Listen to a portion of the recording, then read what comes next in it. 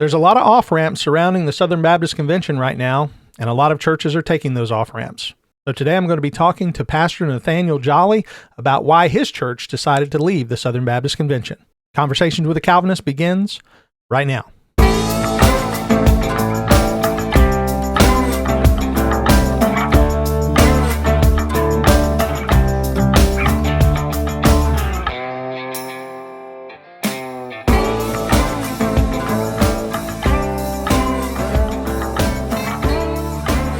Welcome back to Conversations with a Calvinist. My name is Keith Foskey, and I am a Calvinist. On today's program, I am welcoming my new friend and fellow pastor, Nathaniel Jolly of Homer Reformed Baptist Church in Alaska.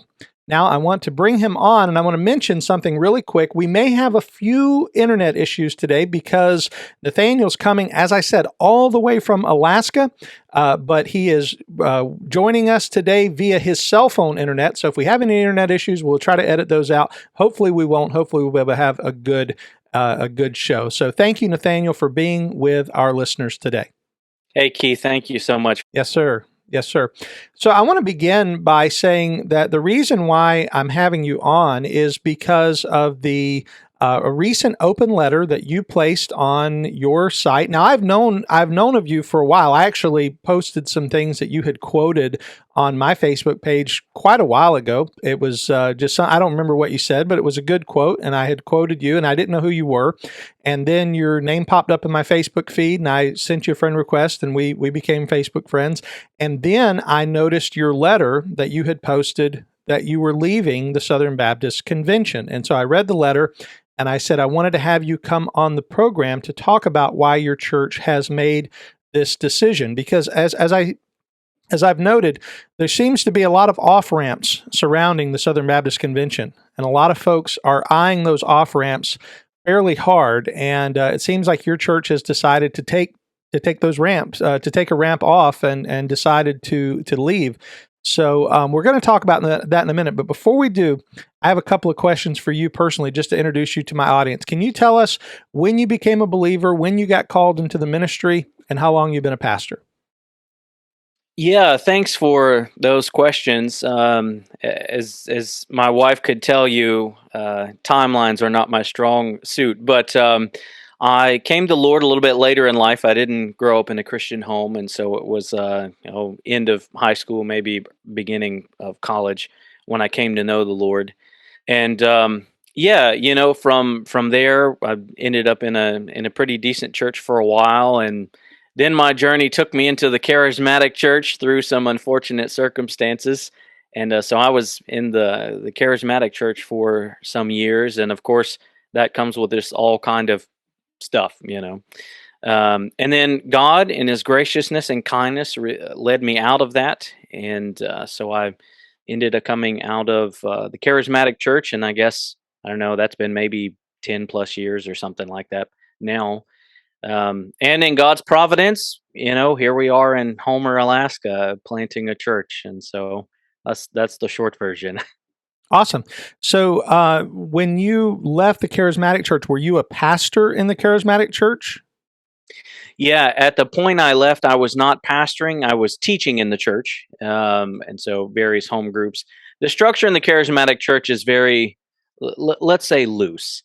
And so you can be called a pastor or pastoring and not really be functioning or that way. But I was teaching in the church, so doing all the things you might expect a charismatic to do, leading groups and dream interpretations and speaking in tongues, none of which I believe are biblical of now, but yeah, that was kind of the lifestyle, just your common charismatic stuff. So you were in the charismatic church. You were teaching. When did you get exposed to Reformed theology? Then was that while you were in the charismatic church, or while after you became a Baptist? Yeah, no, that was in the charismatic church. But I would say it was over a course of time. I didn't know the term Reformed theology until sometime later. And really, R.C. Sproul was the one who sort of introduced me to that by way of audiobook and some other videos. But, really, I kind of the first thing that really struck me is, I remember sitting at my desk very vividly, although the details escape me now, but preparing to teach on something. And I believe I was in the book of Romans. And I remember sitting there reading in large chunks, which charismatics don't typically do very well. And for whatever reason, I was concerned with context, which also is something that you don't do much in the charismatic church. And I just remembered coming to tears, sitting there thinking, my God, I think I'm a heretic. And from that point on, I found myself looking at the holiness of God, and that was something that always personally struck me in the movement. The way we talked about angels, particularly, and dealt with angels, just always struck me in the wrong way. Because I thought, man, in the charismatic movement, we're talking about angels sitting on rafters, eating cheeseburgers, looking at how wonderful it is that we're worshiping. And you just don't see that kind of thing in scripture, right? You see people falling to their face thinking they're about to die because of the holiness.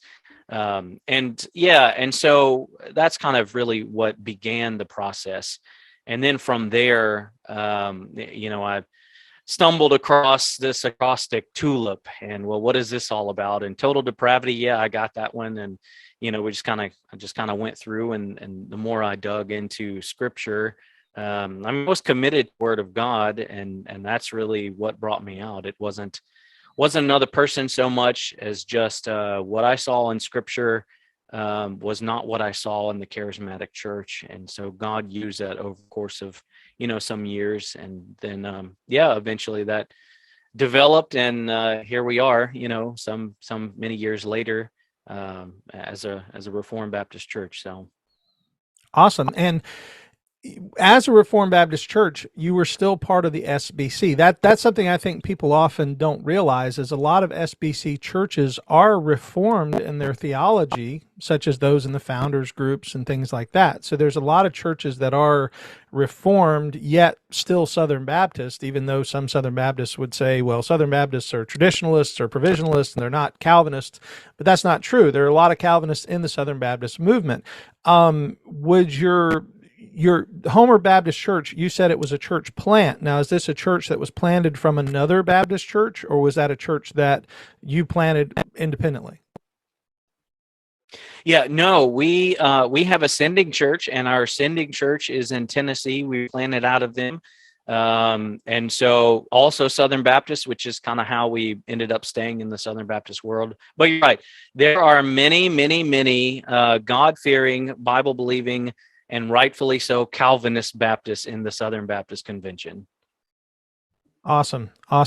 So when we think about your church, it is a Calvinistic Baptist church within the Southern Baptist Convention. Well, it was. It's not anymore, but it was a Calvinistic Baptist church within the Southern Baptist Convention. How long have you been a member of the Southern Baptist? I know I'm asking you a lot of timeline questions, but I'm trying to build a narrative for the listener, because obviously many of them won't know you, won't know the history. How long have you been in the SBC? Because that does raise the question of, like, how big of a deal is it for your church to leave? Because like a church that's been in the SBC for 100 years or for 50 years, that's a big deal. But how long has your church been apart? Yeah, so our church plant particularly has been in the SBC. Really by way of association from the beginning. We were looking at the NAM direction at the beginning, and of course our sending church is an SBC church. And honestly, I'm not sure how long that church has been in existence. It's an older church, or how long they've been in the SBC. But I didn't grow up a believer, and I didn't grow up, in a believing home, and so I didn't grow up in the Southern Baptist Convention. So I'm not a lifetimer Southern Baptist, and so I don't have this overly emotional connection to the Southern Baptist Convention. I want to be biblical. I want to be attached to things that are biblical, and there were Amen. some serious questions that we needed to ask as a church concerning the direction of the SBC. So. Now, how does your sending church feel about y'all's decision to step out? Have they supported that, or are they less than enthused that you guys have decided to do that? Oh no, yeah, they're super supportive, and they're still in the SBC, and we can talk about that because I still have a lot of dear friends that are in the SBC, and I think some of them might be in the SBC forever, but I think you can still be biblically sound. I think you can still hold to biblical fidelity as things are now, and still be in the Southern Baptist Convention. I do really believe that. I think for us, it was just time to part ways. Sure. And I read in your letter, and I could tell in the heart of what you were writing, that you were concerned that you did not want anyone who is staying to feel like you were condemning them, or that by you leaving, you were saying that they were necessarily in sin or anything for staying. And you said that, I think, 4 times in the letter as I was reading it. Yes. It was stated over and over that this was the conviction that you all came to, but it wasn't necessarily you weren't necessarily telling anyone else that this is what they had to do. But I do believe that you are charting a path that other people are going to follow, because this just seems to be the direction that it's going. As I said, there are off ramps popping up everywhere, and whether it's the off ramp of critical race theory, or if it's the off ramp of female pastors, or whether it's the off ramp of feeling like there is a socialistic leftward turn within the Southern Baptist Convention, that all of these things are things that seem to be a bridge too far for many people. And so they see these, as I said, these are just different ways that people say, we got to get off here. We can't go any further. What was it? What was the off ramp that really ultimately led to your? I know that in the letter you mentioned critical race theory. I know that in the letter you mentioned, I think you mentioned a church in Florida that was ordaining women pastors and baptizing homosexuals, and um, uh, I think cohabitating couples. I think was what was the letter mentioned.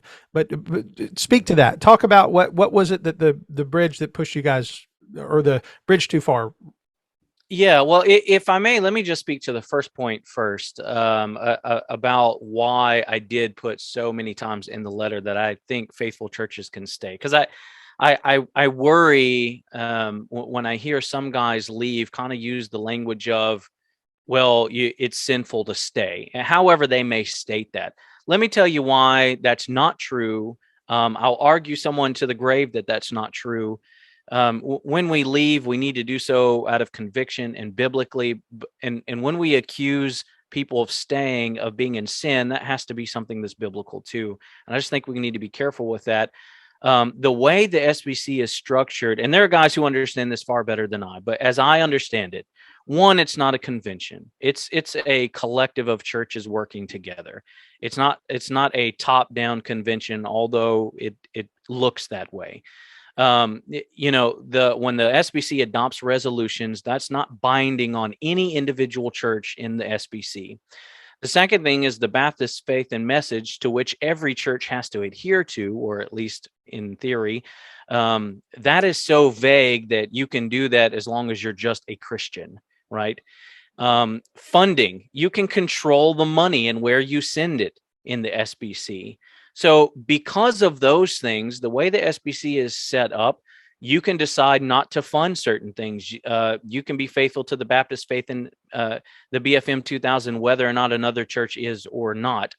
And so because you can do those things, at the moment, I believe you can still be in the SBC and not be in sin and not be partnering with sin. We've got to understand that biblically. So that's why I put in the letter so many times what I did. Now, I think beyond those things, if they ever change the Baptist faith and message to say you had to agree with female pastors, well, then you have to leave. Like you no longer have an option, right? That's, you have to agree to something that's not biblical, but they haven't gone there yet. So what is it? What was it for us then? If I don't believe it's sin to stay, what was kind of the bridge too far for our church? Well, it wasn't any of those particular issues in and of themselves. Just as I put in the letter, it was 4 points of consideration as a pastor. And every SBC pastor, I would say this is true for all of us. Your responsibility is not to a convention. It's not to a club. It's not to a group of pastors, not to association. Your responsibility is to your own flock. when you die, you stand before the Lord, you're going to give an account for the souls, not of the Southern Baptist Convention. You're going to give an account of the flock that God has entrusted to you. And so I came to the conclusion that I need to ask a few questions about my duty and responsibility as a shepherd and under shepherd. They were, does being in the SBC promote or hinder our gospel work? That was one of them. Well, my conclusion is that it hinders it. It hinders it because I find myself promoting and preaching biblically the very opposite of some of the godless things many in the SBC is promoting. So it hurts our gospel work. Someone from the outside could look at our church and say, well, you're not in line with what we see the platform pushing. So that becomes a hindrance for me. The second point was, does being associated with the SBC, do I feel like it hinders or it promotes holiness and faithfulness to Scripture? Well, I felt like it hinders that. When the people in our church are exposed to people like Russell Moore, and I know he's not in the SBC anymore, but the man's a snake. Or when they're, when they look at some of the things that come from the stage, during the convention, and when my people say things like, and they haven't, but when they're exposed to things like, oh, well, you can still be a homosexual and a Christian. Tell me, how is that promoting holiness? And then I have to come behind and undo the damage that the SBC leaders are creating in our congregations. So that was one. A third one I put in that letter was, is our church, is my church strengthened or weakened by exposure to SBC entity heads? So, with J.D. Greer, we had a president who seems to think the Bible only whispers about homosexuality, when in fact that's not true. And then the next president, we have a man who seemed to be, or not, was okay with plagiarism. I mean, it appeared to be hundreds of times. And then he's a liar on top of that because he just shoved it under the carpet. When you have entity heads that are okay with sin, that's not something I want to expose my church to.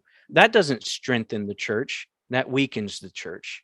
And then the last thing I put was, does affiliation with the SBC aid me in faithfully shepherding my flock? And my conclusion was, and these are all my opinions, when I look at my flock and I consider what I have to give an answer for before the Lord, these are the conclusions I came to. Well, the SBC, in my mind, my affiliation doesn't help me faithfully shepherd the flock. In fact, I think if you're going to stay in the SBC and you're going to do it in a godly way, then you need to be fighting. You need to be fighting for truth. You need to be fighting for fidelity to the word. If you're just in the SBC and you're not fighting, then you're not being faithful, because it is inevitably going in a bad direction. I don't even want to say it's a leftward drift. It's just in the left. And so if you're going to be in the SBC, then man up and fight for what's right and what's truth. Well, I can't afford to put that amount of energy into fighting. And every bit that I put into that is something I take away from my own flock, right? And then beyond that, the fact that I have to fight means that there's a threat. So I'm guarding my own flock against the things coming from the convention I'm a part of. And so for me, I just couldn't say that my affiliation with the SBC was helping me faithfully shepherd my flock. It just made me aware of another wolf that I need to guard against. That, and to be quite frank, there are plenty of wolves out there to guard the church against. I don't want to add one of my own accord. So those were kind of the four areas that I considered. And my personal conclusion is, where we are in Alaska, being a small church plant, I'm currently the only elder. It just wasn't a thing of faithfulness for me and for our church, not the healthiest thing to remain in the SBC. And so that's why we left. If I might, the next natural question is, why did we write an open letter? I don't know if you were going to go there or not. Well, that's a great segue. You can go ahead and take off with it. I do have a couple other questions, but go ahead and answer that question first. Go ahead. Yeah, that's the 30-second answer. I think every pastor that leaves ought to write an open letter to the SBC so that the entity heads and people in the SBC know exactly why churches are leaving. I would argue it's a responsibility. Don't leave quietly. It's not about being recognized. I mean, we're a tiny church. I'm a nobody pastor in, a little town in Alaska, but I want the SBC leaders, if any of them saw it, or people, to know what's going on, if nothing more, then so they know exactly how they need to be praying for churches and for people and for the SBC. Yeah, absolutely, and that makes perfect sense. When it comes to your own church's response, like you said, it's a church plant. I'm assuming that most of the people that are coming to the church came to the church through your outreach. You know, you're a new pastor in the area, so I'm imagining. I don't know this, but I'm assuming you kind of went door to door, met people. I mean, I don't know what it looked like whenever you planted the church, but the people probably have a fairly good level of trust in who you are as a leader, so they're probably trusting you. But did you receive a lot of pushback from within your own body to say, hey, we can't disconnect from the international body here. We can't be lone wolves. We need to be part of the bigger flock. Was there any of that, or did everybody sort of support what you were saying? Yeah, we no pushback at all. Um, I think my people understand there's no mandate in Scripture to be a part of some convention. The local church is autonomous. Even the Southern Baptist Church understands this to be true, right? Which is why it's not a denomination; it's a convention. Every church is autonomous, and the truth is we're not alone, right?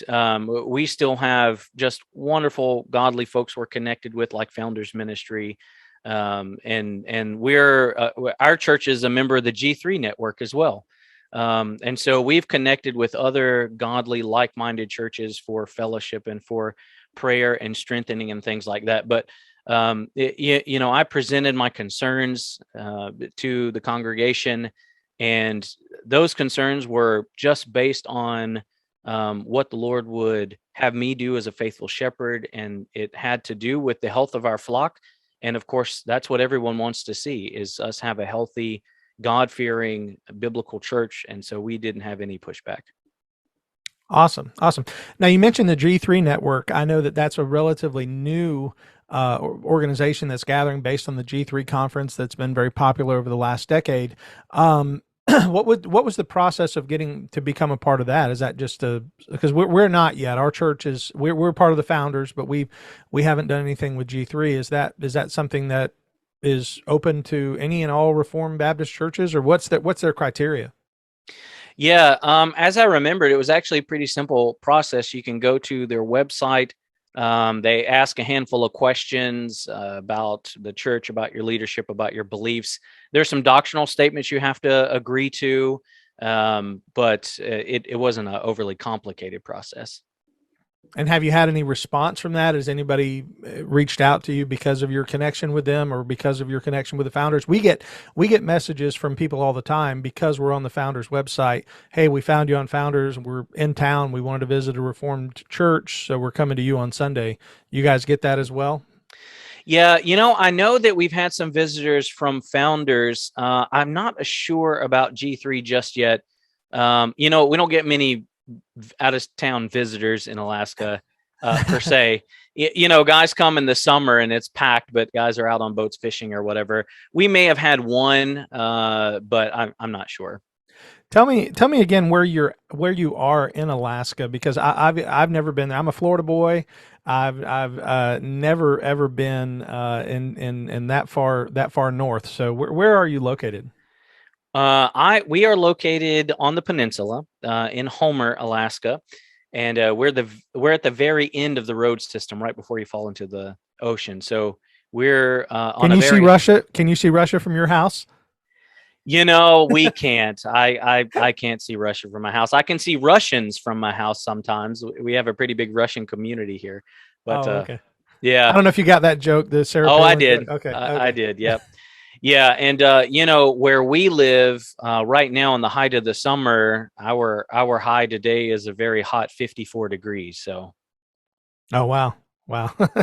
So that now, okay, you just blew my mind because again, in Florida, 54 degrees, we're bundled up. We've got, we don't want to go outside when it's 54 degrees. It is 90 degrees at 8 p.m. or 6 p.m. here in Jacksonville. I would die. Yeah, yeah. Well, I do feel like melting half the time. Half the time. Yep. Well, let me ask you this: getting back to the departure from the SBC, when you decided to leave, I noticed the open letter went out just a few weeks ago. Here, I've got it pulled up on my Facebook. It looks like it went out on July 21st on your Facebook page, so not quite a month ago. Well, actually, 2 months ago. Yeah, not quite 2 months ago. Was that in response to the SBC 2022 event? And I know I asked you before the program. You said you didn't go, but was that still part of what led you to that final? Was that the straw that broke the camel's back? Yeah, I think so. I watched the convention online, and so I didn't attend in person, but I did watch the convention. Yeah, I had some conversations with some folks the year before about kind of, well, how long do we stay and fight? When is far too far? And so, originally I was kind of looking at the next convention, not this one, but with the president deciding not to remain, and Tom Askell being put up along with Vody Bakum, I thought, all right, well, really, we'll just see. And I have to admit, I did not expect that Tom was going to win. I wish that he would. I was praying for that, hoping for that. But there was nothing in me that thought he would. Sadly, so that just kind of tells you where my thinking was already. And Vody, I didn't have any idea, because I think Vody kind of put those guys between a rock and a hard place, right?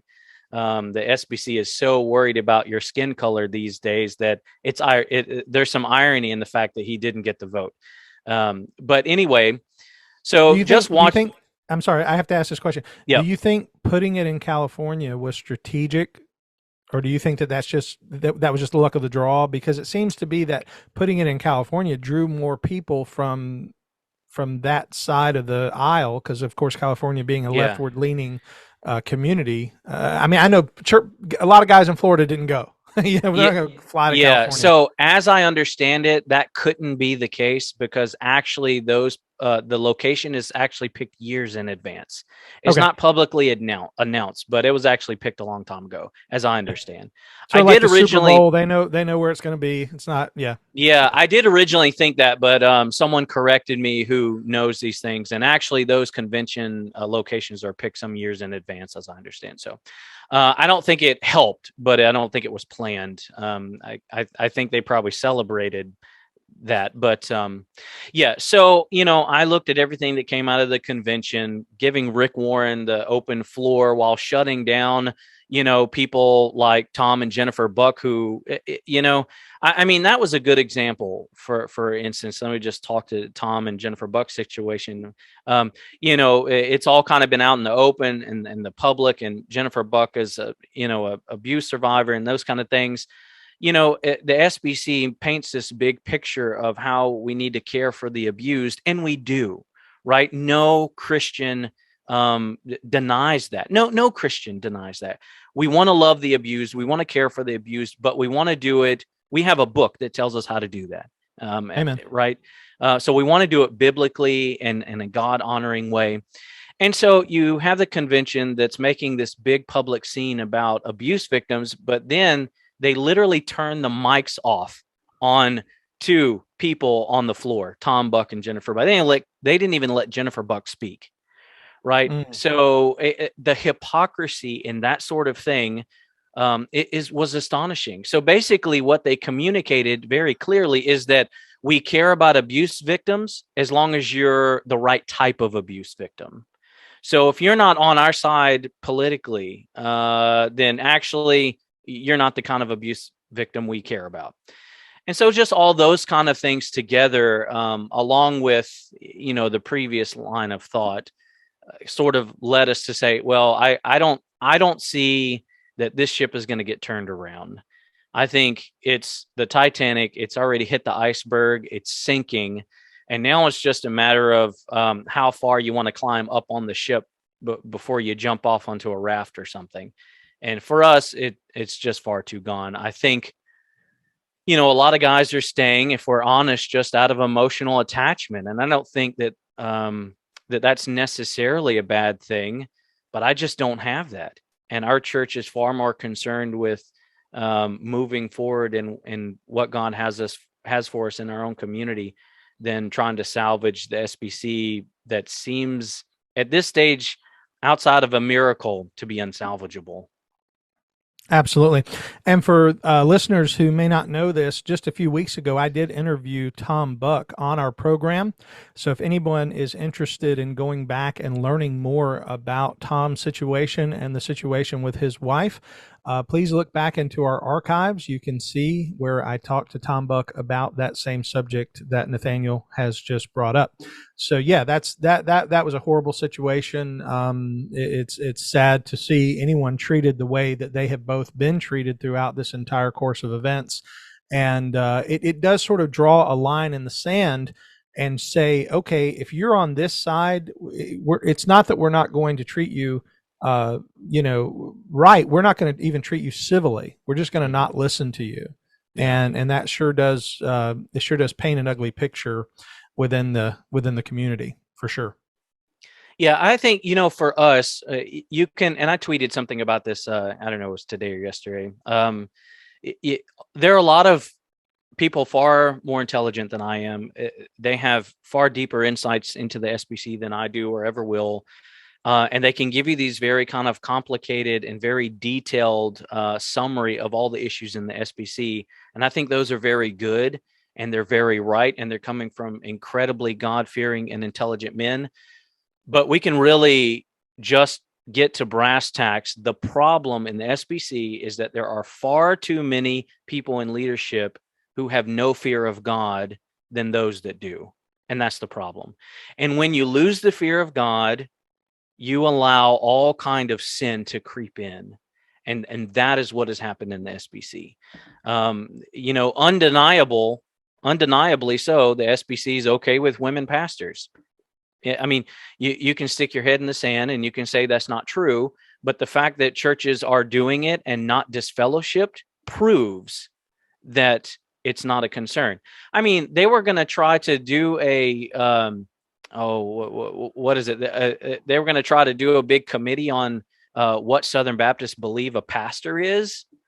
If you're in leadership.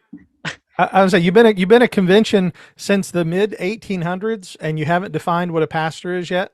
Right. If that even comes up in leadership, you're just disqualified, because we know they know what a pastor is. That's just trying to find a loophole. And then, of course, you give Rick Warren, who's the church that last year ordained, I think, 3 women so-called pastors, if I remember. When you give him an open floor like that, where basically his so-called love letter to the SBC was a rebuke. And then instead of disfellowshipping him, you basically let him chastise the whole convention. That's just, the writings on the wall. And I think that was enough for us. So, what's interesting about that, Nathaniel, is that I think a lot of people didn't even realize Rick Warren was still in the SBC.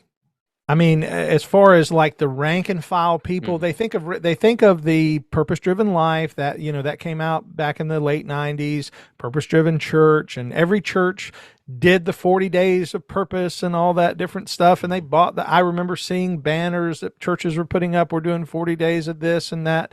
And so I know that people may know that he has a connection within the Baptist movement, but I mean, we know that Warren has done things like supported things like Islamic belief. Muslims believe in the same God as Christians, which is not true.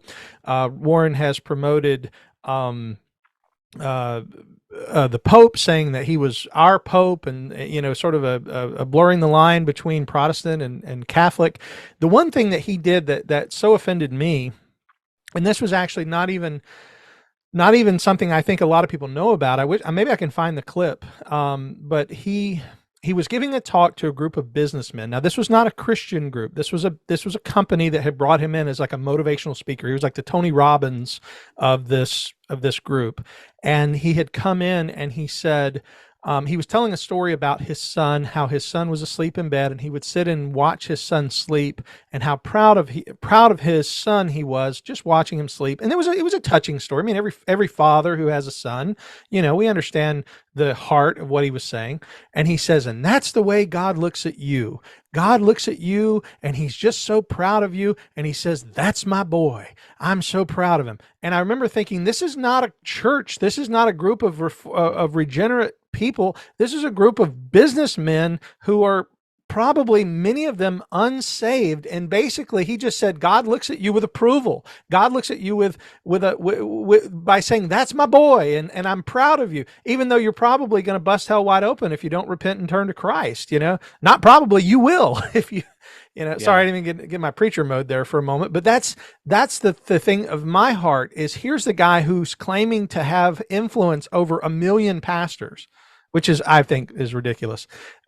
But this guy is saying that he has all this influence, and at the same time, what has he influenced the convention to be? And I say our convention. I'm not a Southern Baptist, but I did go to a Southern Baptist seminary, so I feel like a genetic link in that the men that trained me to study, the men who, and it was a small Jacksonville Baptist Seminary. I always called it pastor trade school. It was like a night school. It wasn't anything like Southern or Southwestern. It was a little small 1-room school here in Jacksonville, but the men loved me.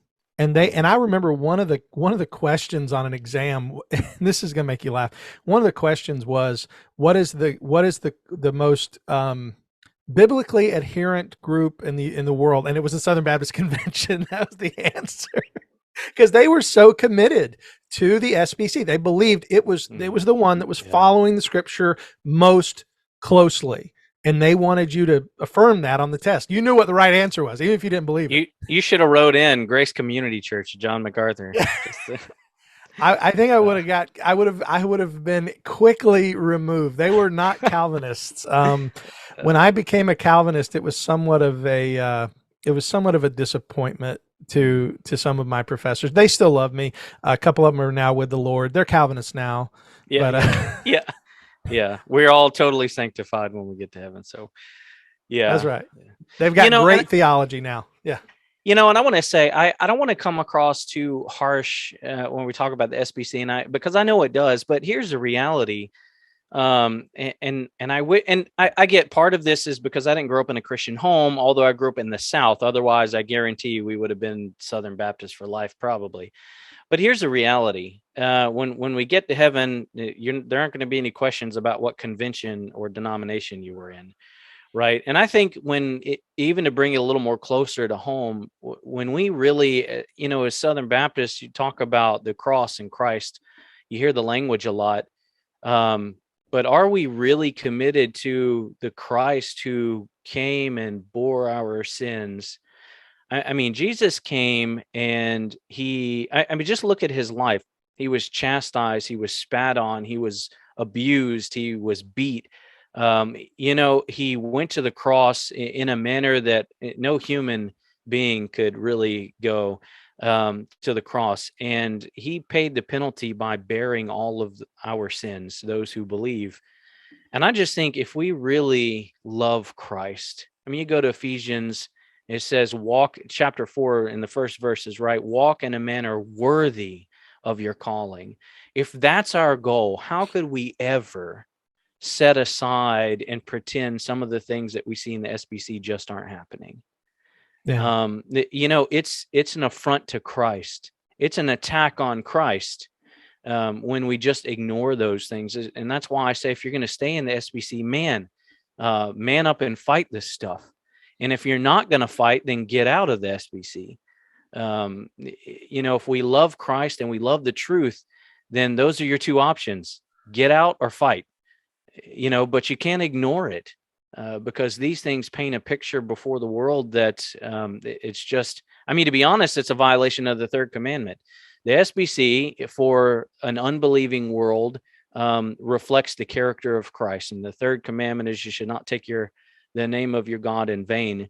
Well, when you bear the name of Christian and you act like Christ doesn't act, then you're taking his name in vain before an unbelieving world. And Eki and I just did a podcast on this. And so that ought to be something that's taken very seriously. And so I don't mean to be very harsh with the SBC, but if we love Christ, then these are things that really matter, and they make a big difference.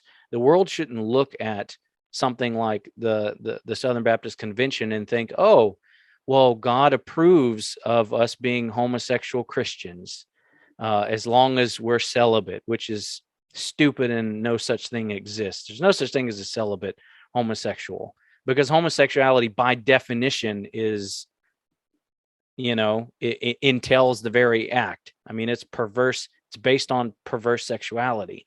But when the world, I just want to say something anyway, because years ago, I remember hearing the first time I ever heard of the idea of same-sex attraction, the SSA, and I said, this is a Trojan horse. I said, this is something that churches are going to use to try to backdoor the idea in that someone can be a homosexual and be a Christian. Because what they're doing is they're saying, okay, it's okay to have that attraction. It's okay to have that that feeling as long as you don't act on it. And I do understand that there are Christians who struggle with various different types of sins, and you and I would agree, I'm sure, that they're all of us are broken and all of us deal with various types of sins. yeah, But to reinforce the idea that that is a natural thing, that it's natural for them to have that feeling rather than a deviation. yeah, This is where I think Tom Buck makes a good argument, and I talked about it when he was on the program, that it really is, this is a deviation. And when we start to say this is a natural thing, it is not. If a young man comes to my church and he is naturally having issues of lust for females, okay, that's a natural feeling of lust, and we're going to deal with that because it's still a sin. If you're lusting, if you're looking at pornography, those are still sins, and we're not going to say that they're not sins. But it's different if somebody says, well, I have a lust for the same sex. No, that is a deviation of what should be the natural. And not recognizing the distinction, I think is a Trojan horse. I think it's a dangerous Trojan horse. I hope we would agree on that. I think it seems absolutely. And let me give you another example and remove it from all the emotionalism, because that's what it is, right? The culture has created an emotional thing. Let's take anger and murder. Someone comes in your office and they're dealing with anger. That's a normal, natural, fallen human thing. It's not normal and natural if they come into your office and they're struggling with wanting to murder certain people. That's different, right? I mean, and yet we're told that if you have anger in your heart against your brother, it's equal to the sin of murder. But yet it's different, right? And so it's the same thing, attraction to someone of the opposite sex, because God created men and women to be married, is a normal thing, and we deal with it when it crosses into sin. But homosexuality isn't so, because there can never be an acceptable relationship when you're talking about homosexuality. It's totally antithetical to God's original design. It's not even introduced after the fall, right? Other than, if you want to know how God really feels about it, JD doesn't whisper. Read about Sodom and Gomorrah. That's how God feels about it, right? So anyway, you just see all these things in I should say, in many of the leaders of the SBC. There are many, and probably more than we even know, God-fearing, God-loving people and churches in the SBC, because there are a lot of churches that just have no idea what's going on in the SBC. They don't participate in anything. They're little churches with, small churches in small towns, and they're striving after faithfulness, and they just don't know what's going on. I think there are probably a lot of those. I think they're probably enough.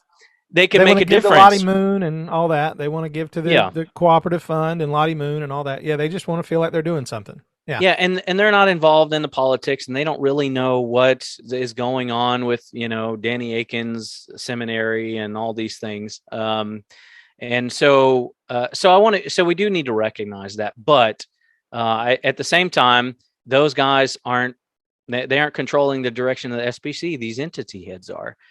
You look at the ERLC. If you don't like what they're doing, leave the SBC, because you're not going to change it. I don't think. It's not pessimism, I think it's just looking at how far it's gone. And, there's a chance when the snowball just starts down the mountain, you can stop it or divert it, change it. You know, What this is has this? What happened. is this snow you talk of? Yeah, yeah, No, I'm just kidding. yeah. You're in Florida, yeah. Yeah. Uh, and this has happened in the SBC before, and I think that's what keeps a lot of guys in the SBC. Just my opinion. They say, there was a conservative resurgence before in the SBC, and so we're hoping that God will do it again. And you know what? He might. I can't tell you what God's going to do. I can just tell you that when I consider my church and my flock and what I can see, based on what I can see in the convention, it is unhealthy and unhelpful, um, to stay connected to the SBC and to keep my people connected to stuff coming out of the SBC. I mean, I want to guard them from as much of the garbage I see coming out of entity heads as possible. You look at how the seminaries are duplicitous. You look at some of the stuff they're allowing in, and they're saying they're not. Look at how they're treating abuse victims. The Bucks. Look at all this stuff, and I'm like, my goodness, I have enough to guard my flock against without purposefully adding to that, right? And we can stay connected to guys like Founders and Tom Askell. And I would just say, Tom is one of those dear God-fearing brothers who, for now, they're still in, and I have no idea what they're thinking about. But that's a brother that he's staying in, and so he's doing what's right, and he's fighting, right, and he's trying to change things around, and maybe God will be gracious and use him and others like him. I just don't see that happening. And so for us, being the little church we are, we just said, you know what? May God have mercy on the SBC. We'll keep praying for friends that we have, like the Askells and the Bucks and guys like that. We'll keep praying for them as long as they stay. But as for us, we're gonna serve the Lord, not with the baggage that I think now comes along with the SBC. Yeah.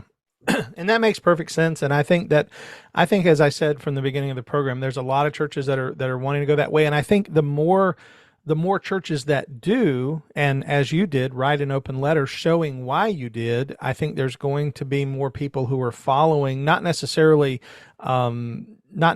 just because you did, but because it gives them the feeling like we're not alone. We're not the only ones who are jumping ship. And then of course there's going to be those who are committed to the possibility of change. But I really like your statement. You either have to fight or you have to flee. There's no standing still. You can't just sit here and let them continue to row the convention in a terrible direction and think that that's going to be the answer, because you're just basically going to go with them into all of these bad things. And again, we've talked about the homosexual thing. We've talked a little bit about the female pastor thing, and the CRT thing, the critical race theory thing. All of these are just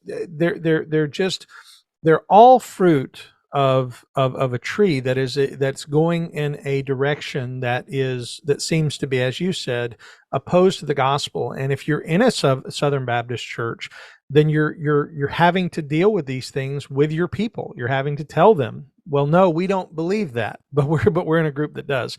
Or no, we don't teach that, but we're in a group that does. And Tom said he believed that. He believed that the female pastor thing was the sort of the thing that was gonna lurch this forward, because it is such a. I remember when Al Mohler first came to Southern back in the 90s, there's videos out where he was arguing with women who were attending Southern to become pastors, and he was arguing against them being pastors, and he made a stand then. And I pray that he continues to make that stand. I know there's been a lot of questions about Dr. Mohler and his direction on some things, but that does seem to be the thing where once that goes, it's sort of like the dike that breaks. It's so much of the water flows over it. It's just that idea that, well, we don't really know what a pastor is, so we're Yeah. going to just redefine it for all different thoughts. Yeah, I think that's true. It's probably the easiest one to pass off, but pick any one. Critical race theory is like a cancer; it can be around for a long time before it destroys you. And so that could fly under the radar, which is unfortunate because, by the way, critical race theory literally attacks the very heart of the work of the cross. And if anyone listening doesn't understand that, then you need to go pick up some books, go to Founders Ministry, listen to some of the talks on critical race theory. But it literally attacks the reconciliatory work of the cross in its belief systems. But so that could be around for a long time. The gay agenda, I think we just need to recognize that in our Western culture, I mean, you're using less than 2% of the population that's forming entire policies for our whole country. And so there's going to be pressure on the church that comes from that community. And look, we don't hate the homosexual. That is a mission field. We want the homosexual, just like the adulterer or the rapist or the murderer or the liar or the cheater. We want them to repent of their sin, to turn to Christ so that they might be saved. But we have to call sin sin for their sake, right? And for the truth's sake. So that one might be a harder sell, but it's getting pushed in the church by this kind of celibate homosexual Christian thing. We wouldn't accept anyone walking around saying they're an adulterer Christian, right? Or they're a drunkard Christian. So why would we do it with homosexuality? But I think you're right. When you get to the female pastor issue, I'd argue feminism is one of the greatest evils of the day and attacks on the church. Feminism and charismaticism are I think two of the church's greatest threats. And there are other things that attach itself to that. But look at any denomination that's allowed women to be pastors, usurp the role of pastor, and look at where they are now. The United Methodist, the PCUSA. You did say charismaticism. Yeah, I did. Feminism, yeah, and a lot of times those go together, don't they? We see lot of female. The charismatic movement is ate up with female pastors. I mean, and the most popular women like Joyce Meyer, things like that. They are the figureheads. Who's that woman who was the Donald Trump's pastor? Paula White. Paula White. Yeah, I mean these are. I remember hearing people in my church talking about Donald Trump being a Christian, and I said, "Listen, guys, I can be happy with Donald Trump's policies. I can be happy that the economy was better under him. I can be happy that we had $1.95 gas versus $4.50 gas. I can be happy with all of that. But please don't tell me a guy who is sitting at the feet of Paula White and listening to her preach is a Christian." I mean, I don't know how you feel, but that's just, it's hard to believe that this guy, and he says he's never asked for forgiveness. It's like, okay, come on, guys. We got to have a standard somewhere.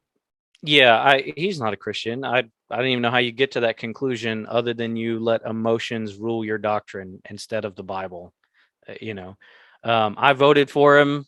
This isn't a political podcast, but only we can make it one. Go for it. No, I'm just kidding. I voted for him because of the policies. Look, when we vote for the president, biblical ethics is important when you're considering these things. You're not voting for a Christian when you're voting for the president of the United States. Yes, there are things you cannot vote for. And so there are people you couldn't vote for. It's important to understand the difference between the two-party platforms because it makes a difference when you're making biblically ethical choices. But to say Donald Trump is a Christian, really that's to hate his soul, right? Amen. It's to hate his soul. Pray for the man. As it stands right now, Joe Biden and Donald Trump are going to end up in the very same place eternally. And I pray God would have mercy on both of them. Amen. And he would save both of them. But we can't let politics, no pun intended, trump our Bible doctrine, right? we can't let politics rule what we believe. We have a book and it tells us truth and we need to be faithful to that. Even when we have to say things like the person I voted for just isn't Christian. Yeah. Well, as we begin to draw to a close, we're getting to the hour mark. I don't want to take you away from your family for too long, but I do have one more question, and this will start to drive us to the end, and that is the question of politics. How much do you believe the idea of politics is really what's running the SBC? Do you think that it's more of a political institution now than it really is a biblical one? That's a really good question. Um, what I think is that there are worldly men running the SBC. Um, and I think when that happens, you start getting a convention that's going to look and trust the same thing the world looks like and trusts. So politics, power, money, influence. I think that's all true. Um, yeah, what the primary source is, I'm not really sure. The primary driver, the primary driver is just very simply godlessness. Mm. The fear of God is the beginning of wisdom. When you lose that, you've lost wisdom. And when you have unwise, godless, worldly men leading anything, it's going to look antithetical to Christianity. And I think that's what's happening in the SBC. Absolutely, I think that's a great answer. And like you said, when it is when it's a godless, a worldly action, well, the world knows one thing, and that's politics. I mean, it drives itself in that direction, and that's what we see. And what are the political motivators right now? Feminism, racism, homosexuality, LGBTQ. These are all the political drivers. So it should not surprise us when we see those things being the driving forces within the SBC. The things that are being fought over are the things that are the same things that are being fought over in Congress, and things that are being fought over in the local communities. I mean, we have people who are going into our schools dressed as women, men dressed as women, reading to kids in schools, because this is a battle. And some people, like you said, some people want to fight it, some people don't want to fight it. We don't have a choice. We got to fight that battle. We got to Yeah. continue. Did I see that you had put up a on your site? Was that you who had put up the petition for books? Oh, yeah, yeah. We have a lady in our community who is trying to get books removed from the children's section of our local library, and so I've signed the petition as a pastor in the community and put it up on the website. Yeah, or up on my Facebook. Yeah. Yeah, I thought that was good. See, that's the thing we need to do. We need to stand for truth and stand against, and I'm not a book burnings and all that stuff. Get into all that conversation, but there are certain things that don't need to be in the kids section. There's certain things that we don't need to be asking our children to define their own sexuality at 6 years old, at 9 years old. This is ridiculous, and yet this is where we find ourselves. So, like you said, there's plenty of battles outside the denomination to fight. We shouldn't be fighting these battles within the denomination. Yeah, your child, if you have children, someone's going to make them a disciple. It's either going to be the world or it's going to be you. And so you need to disciple your kids with the word of God. And I would say the same for us and for the guys in the SBC. We're disciples of something. Amen. There's no neutral ground. Either you're being discipled by the world, which, by the way, we all are all the time. I mean, we're constantly bombarded with godlessness. But either you're going to let that disciple you, or you're going to let the word disciple you. And so we've just, I wish we could just, if people could set their emotions aside long enough to ask the question, what does God's word say? What does it mean? What does it teach? And let's filter our emotions through biblical truth, and then make good, godly, healthy, right decisions that are wise based on what Scripture tells us, rather than because this is my political party.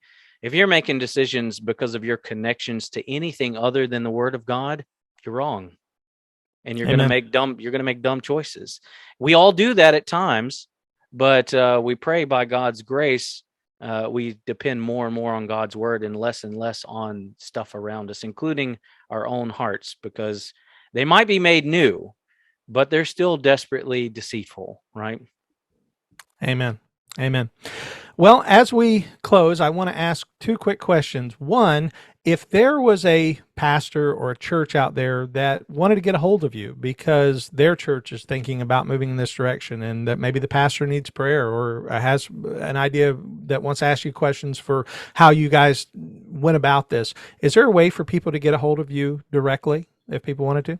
Yeah, absolutely. I think the easiest way is to send me a message on my Twitter. I have open DMs or on my Facebook, and I try to get back to folks. You can shoot me an email. My personal email, it's not a big secret. It's jollynathaniel@gmail.com. Any of those things, but Twitter or I Facebook. do love your name, by the way. Jolly is such a great name, and you seem like a very jovial man, so that's fitting. I'm a content guy. I don't know Yeah. about jovial, but I'm a content guy. Yeah. Amen. Yeah. So I'm happy to answer any questions, but I can just share my opinion and the process I walk through. And if that's helpful for anyone, great. I would point guys to some other good resources, if I might. Justin Peters has done some really great videos on what's going on in the SBC. Man, you need to look at those. Go to his YouTube channel. And of course, Founders, they're staying in the fight. But they're honest and they make some really good assessments. So Absolutely. Also, earlier in the podcast, you mentioned do you have a podcast of your own? we do. Eki Tepsaporncha and I have a podcast that we do weekly. Okay. Can you share how people might find that? What was it called? Yeah, so it's called the Truth Be Known podcast. We're a part of the Christian podcast community. We've been going for 2 years, actually. I think last week was our 104th episode. But we do that weekly. You can find us there. If you type in Truth Be Known, all one word, it should pop up. And it's just two pastors that we do weekly podcasts on various doctrinal issues. We occasionally address, kind of hot topics, but we stick pretty mostly to doctrinal issues. Wonderful. Wonderful. Well, Nathaniel, I want to thank you again for being with me and for sharing your story with our listeners. And thank you for what you're continuing to do to bring the gospel to Alaska. Hey, thank you, brother. I really appreciate you. God bless. Yes, sir. And I want to thank you, listener, again for being with me today. I appreciate you being with us and hearing about this story of how Nathaniel's church chose to leave the Southern Baptist Convention. If you have any more questions, you know how to get a hold of him. But if you want to learn more about our program, you can send me an email at calvinistpodcast@gmail.com. And I want to remind you, as I've been doing lately, that we have started a new YouTube channel, independent from our church's channel. We started a new channel. And on that channel, I have specific short videos which deal with questions that people ask me about theological topics. And you can find that on YouTube. Just go to Conversations with a Calvinist on YouTube. And to find older episodes of this program, go to calvinistpodcast.com. Thank you again for listening to Conversations with a Calvinist. My name is Keith Foskey, and I've been your Calvinist. May God bless you.